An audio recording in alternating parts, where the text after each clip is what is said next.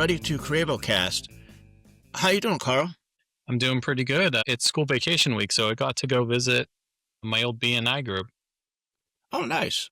Very cool. Yeah, I haven't thought about BNI in quite a while. I know both of us were in BNI for quite some time. I was in, I think, about 8 years, and you were in for quite a while as well, weren't you? Yes, and I left there about 4 years ago when we had some young kids, and the timing just doesn't work anymore. My old group actually left the BNI franchise structure and launched their own group, which is fairly similar. It's a group. It's one group versus a international group. So, why don't you tell us what you did there today? Because I know you went to visit, and I'm curious, like, what made you go back and visit, and what was your reasoning for that, and what was it like? Yeah, absolutely. So this particular BNI group, I cut my teeth with launching my own business based off some of their interactions with me, the interactions I had with you. So they're responsible for helping launch Holy Carb. And they also give me business now 4 years after I've left. I'm still generating a lot of revenue from them. So they invited me in to present. Not I chose not to talk about my business, Holy Carp, as a design agency. I actually chose to educate them about their Google business pages because a lot of these people are trades or service area businesses, and they don't know enough about the Google business page and strategies for that I figured I'd go that and give them some content that they could actually react to, things that they can do themselves or they could bring in an outsider to do as well. Very So cool. I know you had mentioned to me that this is a new service that you're now providing for your clients. And it's funny because I had never really thought about my Google business page. We all get those phone calls that say that somebody needs to look at our Google business page, and we all know that they're spam and they're crazy and they drive us all nuts. But since you've mentioned that, I've gone in and obviously claimed both of my businesses. I've gone in and updated some of the information, but I haven't really gone in and really educated myself on what I should be doing. So I'm really curious to hear, what are some of the things that you shared with them that they really should be thinking about when it comes to their Google business page? sure. So, just to set up some context, with Google business pages, the main thing is if you're looking for localized results, you need to be in the map pack, which is the top three results on the map in your area. And there are some strategies that you can implement to become one of those organic searches. You'll see sponsored results placed there as well above the organic, but that's only one or two spots. So when someone looks for your service, for me, it's graphic design near me or that kind of thing. You need to have a strategy for your Google business page that makes you show up in those top three. So what I shared with them was some of the top numbers for Google, things that you need to, thresholds you need to reach, and then some things you might want to do to help support your Google business page in relationship to also your home page. I started out just going over the basics, and some numbers like if you hit 70 reviews, you're in a good spot. Google really likes that number of reviews, and that's really hard to hit. So you need to ask everyone for a review. And if you get one review for every 10 customers, you're doing all right. Now, if you don't have as many customers, you may have to ask them a few times. And you really need to facilitate the ability to do those reviews easily. Either have a leave behind card, send an email, send several emails, or a thank you note as well, and say, hey, we would appreciate your feedback. When you're having them structure their reviews, ask them to talk specifically about the service you provided, not just the how, but also the what, so that you get some of those keywords into your review. Now, don't have them stuff it because Google may pull that review and just not post it. It still needs to seem like an organic review. And be sure you respond to all of your reviews. Use a normal voice. Don't just use AI to generate everything. You can have AI help you create a response, but make sure you wordsmith it afterwards. Moving down the line, you need about 50 images. Now, when you're doing images for Google, if you're a tradie or a service-based business, you can do before and afters. As a designer, maybe I'll have a rebrand or maybe I'll just share like the printed product. And these can be images that you just snap a picture of, or something that you set up with more of a call to action with a phone number on the bottom and your logo. These images should not be AI generated. They should be things that you've done and generated, things with branding such as your shirts or your signage. Google really likes this very organic approach to creating content for them. When you're naming your images, describe what's going on in the image and add some geotags to it. So if I create a logo for a local business here in Peabody, I'm going to say the business name, logo, branding it with underscores or hyphens between. And then I'll tag it Peabody, Mass or Peabody, Salem, Mass. This helps Google again find you in organic search, and it helps with the map pack. I have a question, like with the images, is it just work that you've done, or do you find that having like like I know you talked about signage and branding and stuff like that. Like if it's a home service business, should they have pictures of their guys standing next to the truck or their guys actually doing some of the work or them doing some of the work? Are those some of the images that should be in there as well as the before and after type of stuff? Yeah, absolutely. I love showing the people that do the work, not just the owners, the people that do the work, if they want to be on camera, obviously. Take pictures of them as they do it. That way, people know that it humanizes your business and it puts a face to a name. And then I've got one landscape client that I'm working on with. I'm taking pictures of their work and I'm adding a little tagline, their logo, and then a phone number. Again, this is just trying to get people to call. When they see these images, it creates a very accessible way to reach out. Those are also going to be utilized in your updates as well, or posts. Google business pages have a post option, which is kind of like what you'll post on Instagram or Facebook. But these will show up in the Google business page listings that you create. They may show up on the map when you click on the business. And they also help Google with searches. So you add content and words to match what you're advertising. If you're a landscape business, now spring planting. So you create your content based on that. For that, I would say use ChatGPT, but again, wordsmith whatever you're creating. Maybe you add a call to action like a phone number or click on the website, and then post it as an update with the image. They don't want your stagnant content. They push updates into like this archive after 6 months. So you need to make sure that you have rotating updates and show maybe do an update once every other week or once a month, something that shows you're still actively engaged with your clients. Same thing with why you respond to reviews. Okay. For again, let's talk about seasonal businesses. So someone who is, like you said, doing landscaping now should be posting about spring planting or spring cleanup and things like that. And then maybe as the season goes on and they get into summer and they're doing more lawn maintenance, they should do an update that talks about that. Because I'm assuming those posts are kind of in the order that you post them. So the most Yeah, they recent are. thing you posted will be at the top. Yes, that's correct. And you can time your stuff so that it lands right before the need. So if Oh, you're okay. showing up you do want to do the normal keyword research, find what people are searching. I use a website from Neil Patel called Answer the Public, where I find what people are searching.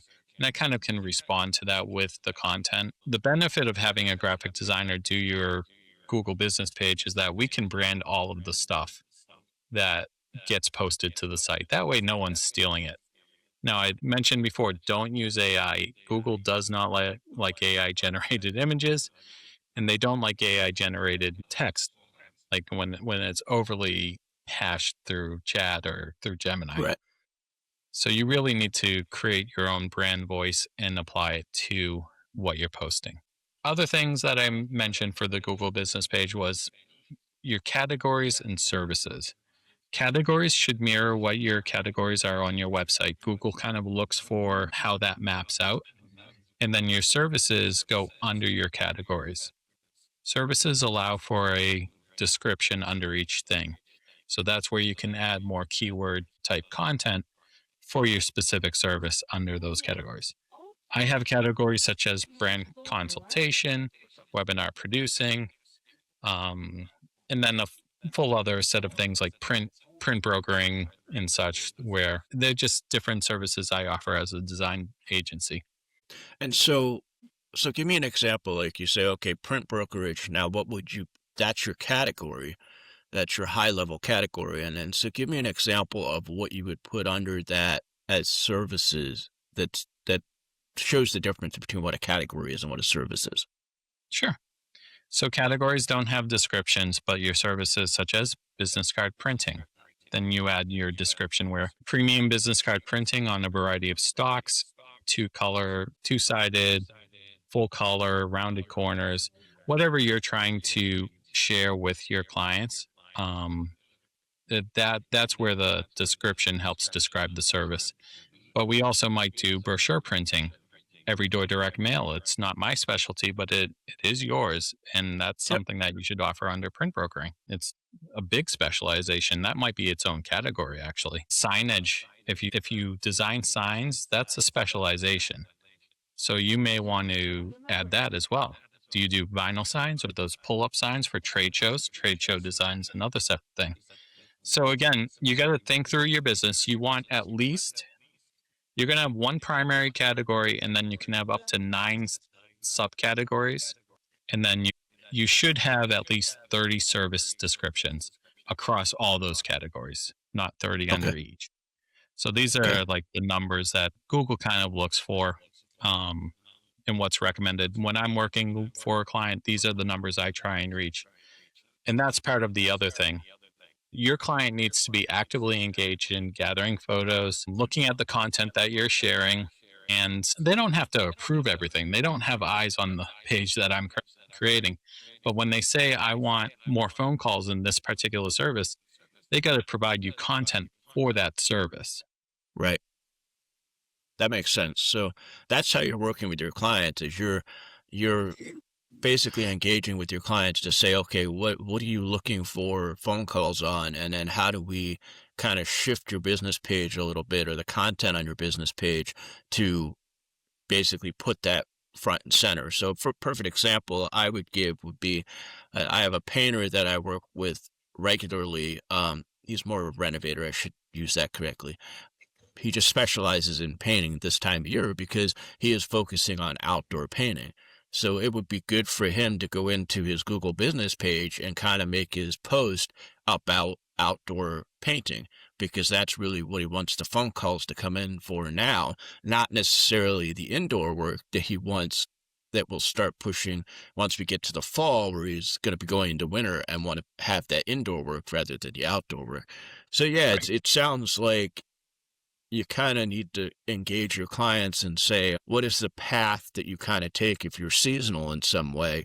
And also, like, if you're not seasonal and you're like, hey, I just want more phone calls for this specific category, then you know, okay, that's the stuff we really need to hone in on, and I need to help you get that information out there. So that's interesting that's how you're engaging your clients. And I agree, like, you don't want to set up a process where they have to approve every single post or every single image that you're putting up because that can be extremely time consuming for both of you. And the whole idea of you managing the page is to help them take something off their plate that they may not be great at or may not have the time to work on. And but you do need to continue that engagement so that they are feeding you fresh content to be able to put up on the site. I think for home services, it's a great way to really showcase what they can do.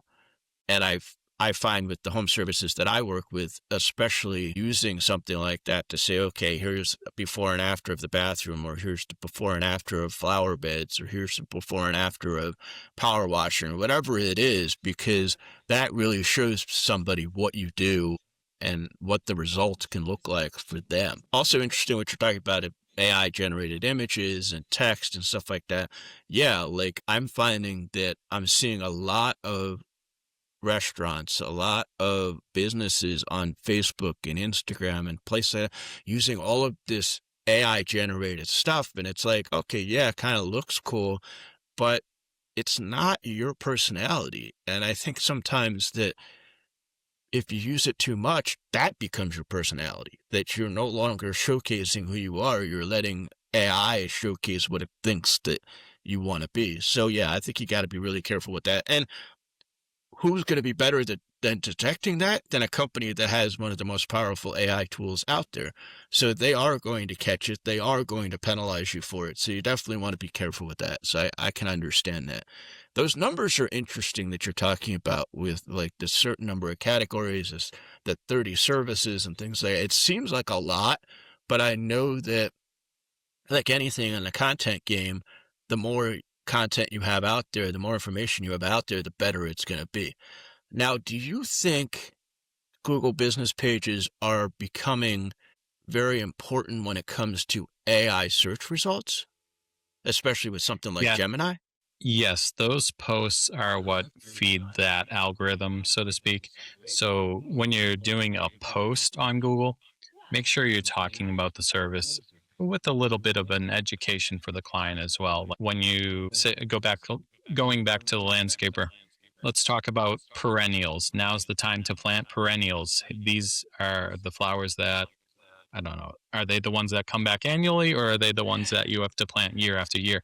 That's the Right. bit of education that you may want to know. Or what do you print in the or what do you plant in the shade versus light? Do we help with gardens, and what type of fertilizers or mulch you might use? There's a whole variety of educational things that you can give to your client. You know, they're not going to take that and go plant themselves, but they know they're more informed as a buyer and they appreciate what you're giving them, as does the AI algorithm. Now, I'm not sure how much the AI algorithm will generate for conversion, but it puts you kind of at the top of that list. Okay. Are there any other numbers, any other information that you gave today that really opened up some eyes in the group that you were presenting to? Yes. So for a lot of them, everyone was appreciative of the knowledge I gave to them. And I'm not sure if they were overwhelmed, but they're all like, I need your help with this. Yeah. So, again, giving knowledge freely, they appreciate it. They see the need and they understand it. And then they reach out and say, hey, can you do this for me? Like their specialization might be in the financial field, or they're out there, you know, doing junk removal. They don't want to be sitting at the PC or the Mac and trying to create all this content late in the day. So, as a graphic designer or doing SEO, I use Google Business Page as my kind of way into a business to learn about it, to meet them, and to give them a flat fee service. And then afterwards, I may propose an SEO service that's month to month afterwards. But first, I want to prove myself with those clients. That's really interesting. And I think there are plenty of people that are not aware of how powerful that is. So share with people what results you have seen for your own business now that you've really dove into this and done it for yourself and you're doing it for your clients. But what direct results are you seeing with your business because you've spent the time on your Google business page? I'm getting more local search based because I actually have an address assigned to my Google business page. That's another thing you need to look at, whether or not you need a physical address or if you're a service area based business. Those are two different animals and they'll give you different search results. But since I'm showing up locally in my neighborhood, I printed a catalog for an inaugural ball for a Liberian association up here in the North Shore, which they would never have met me in my network. I, I, they found me locally, and they gave me a call. Now, otherwise, before I had my website up and had things kind of aligned, I only got one contact from my Google business page in 8 years. Now I'm getting two or three a month, and that's without actively doing everything for myself. So I'm beginning to see the effects of what search engine optimization can do for my own site and my own business. Now, what about your clients that you're helping with this? Are they seeing results? Are they reporting more phone calls? Are they reporting more inquiries into their business? Yes, they are, but like a lot of tradies, they want the phone to ring a lot more, but this is just one aspect of your marketing. If you're looking to really build and sustain your business, you need your Google business page, you need your website. You need some sort of print marketing, I would say. You can't lean in on any one of these things to do all of the heavy lifting. That's so true. I'm actually working with two friends of mine who one is a landscaper and one is a contractor, and I'm working on getting each of these pieces in place for them so that they can continue to grow. One of them is a local landscaper who is looking to grow his business and to pick up more lawn maintenance. And actually, in his case, he's looking to pick up more odd jobs. So that's what the focus will be when we get to that point. The contractor is originally from here in New York, and he has moved to North Carolina to basically restart his business. And so I said to him, this is a great way for you to do that because we can really put you front and center in that specific area and make you look good so that people will call you. I said, but we need to make sure that you have a website. We need to make sure you have your Google business page. He basically just got his truck magnets so that he could put those on because he really doesn't want to letter the truck at this point. He's still a little weary about that, even though we're really pushing him to do that. But the magnets are a good alternative to be able to take them on and off as he needs to. But yeah, like it's really important that you have all of these different avenues of marketing because you can't lean on one as the go all and expect that your phone's going to ring off the hook. I think that's great, but I also think it's important that you're keeping track of where that inquiry is coming from. And I think that's where you get into things like tracking phone numbers and QR codes and things like that. But I think the most important thing is you just ask. Like if somebody calls you up, you say, "Hey, where did you find out about me?" I'm assuming that's how you found out where they found you when you were doing that catalog. Did you just specifically ask them? Um, yeah, and that it's not like it was a referral from the Chamber of Commerce or something. They would have mentioned that to me. They reached out. I'm trying to think if they reached out via text or phone. It was something like that. It's not like Yelp where it says you've got an inquiry within your inbox. This was actually a cold reach out to me, and I was able to turn it over within 2 hours. So yeah. Well, and this brings up something that I'll share, and I may have shared this before, but I'll share it again if I have. I was working with an HVAC client who really, really shocked me on how well they tracked their marketing. And so I met the gentleman who was their sales guy in one of my networking groups. He brought me in and said, "Hey, we want to do every door direct, but I'm really curious to learn more about it. I want you to sit down with my partner." And so I walked into his office, and before I sat down, behind where I would have sat down was this large TV with a spreadsheet open that literally had every avenue of marketing that they have done and what the dollar amount was that was generated by that marketing. So if they got a call through Facebook or they got an inquiry through Facebook, they knew that it was this much money. And then they also knew like, okay, this is how much we're spending in ad revenue to get those calls.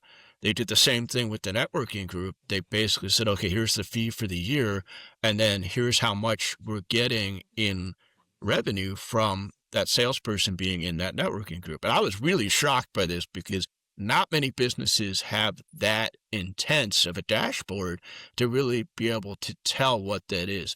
And part of the way that they were able to do that is they use these tracking phone numbers and they use these QR codes.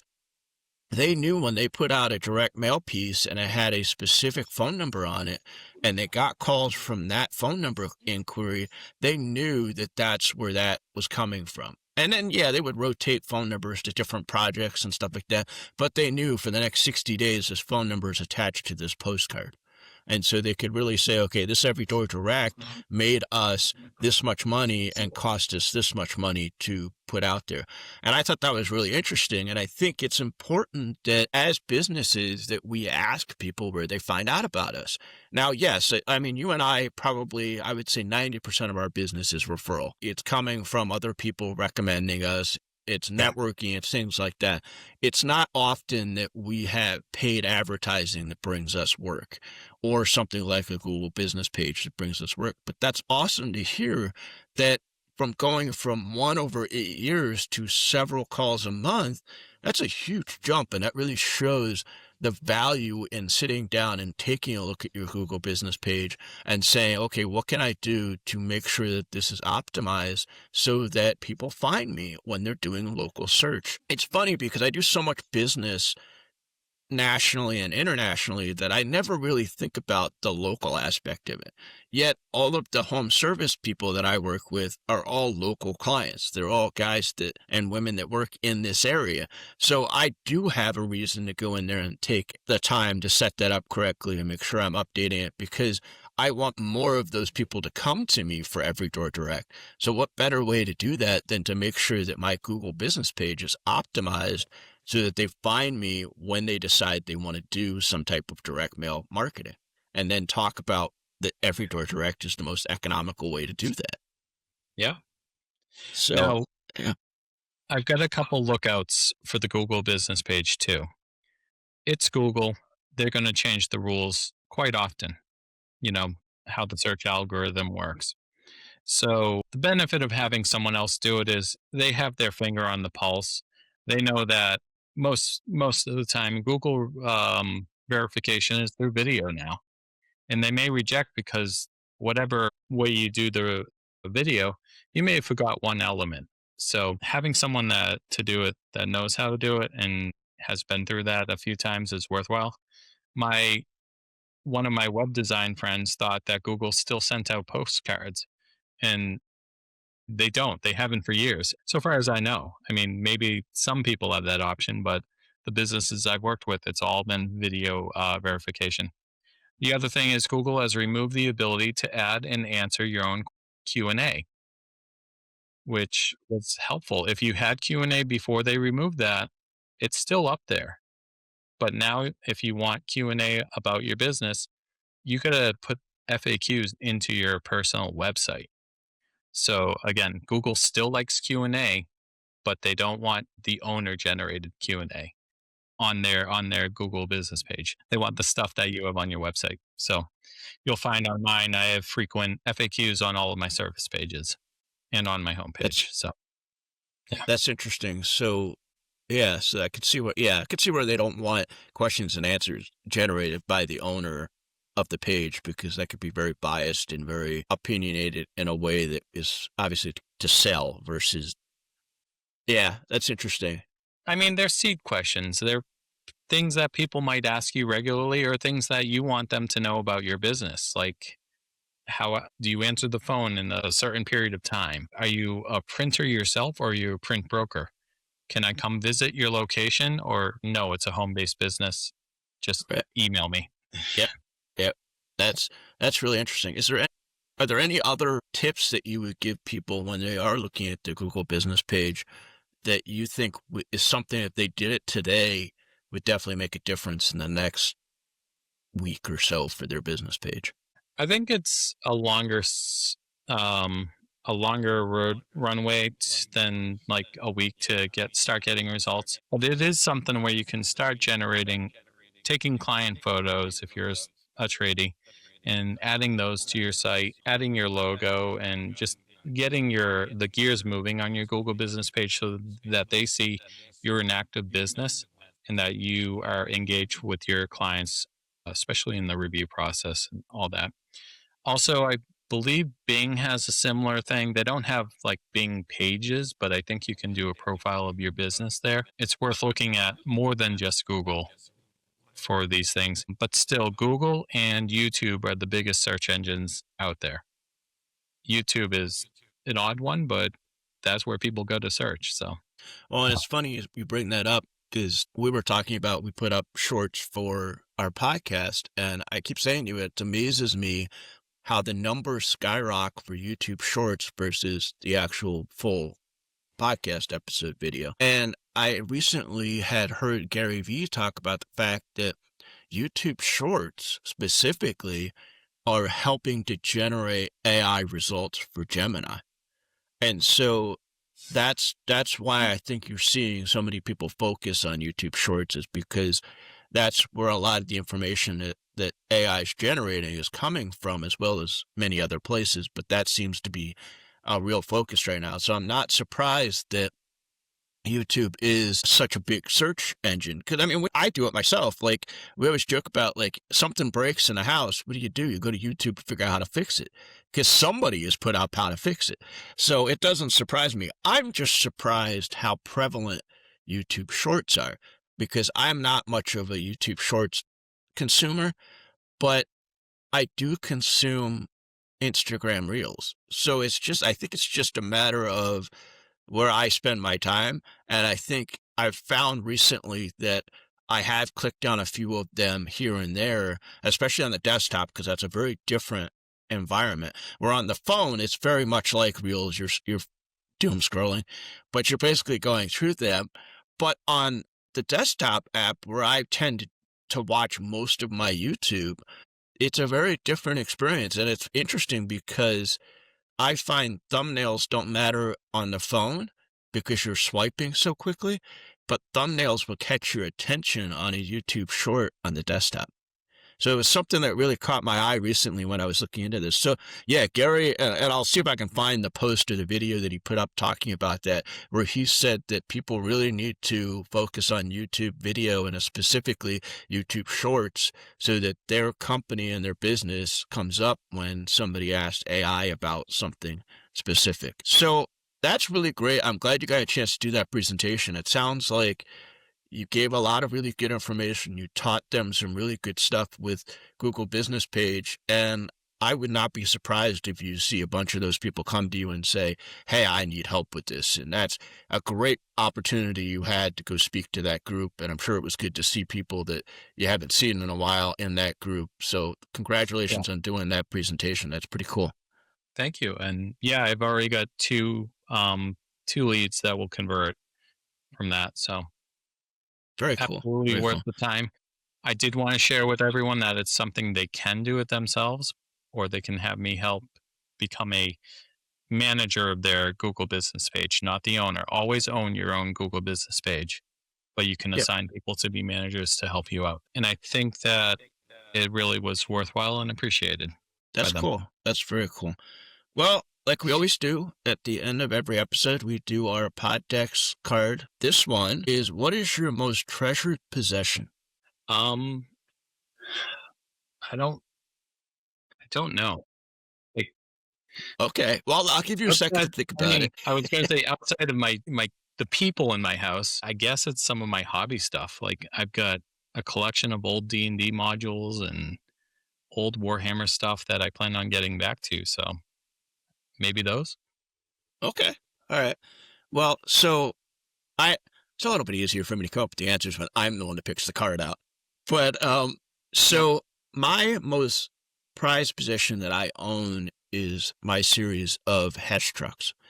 So I have been collecting Hess trucks for many, many, many years. And it's funny because my grandfather collected them early on, had some of the earliest ones, and he kind of introduced me to it, but I didn't really latch on to the collectible side of it until I got older. I wish I had, because he auctioned off several of his more valuable ones and didn't realize that I was going to get so into it. I think the last time I checked, I have somewhere between 30 and 35 of them. I even have a list on my phone that has all of the dates because they come out every year around the holidays. You probably see the commercials on TV or on YouTube and stuff like that. What's really funny is I have a list on my phone that has all of the years that I have, but also all of the years that I don't have. And so when I go to estate sales or I go to a garage sale, I have that list so that I can say, okay, which ones do I need? And so can I find something on my list that somebody might have? And I've actually had some good luck in the last couple of years finding some, but I am extremely picky in what I will buy because I need the box to be pristine. I need to make sure that it's never been played with.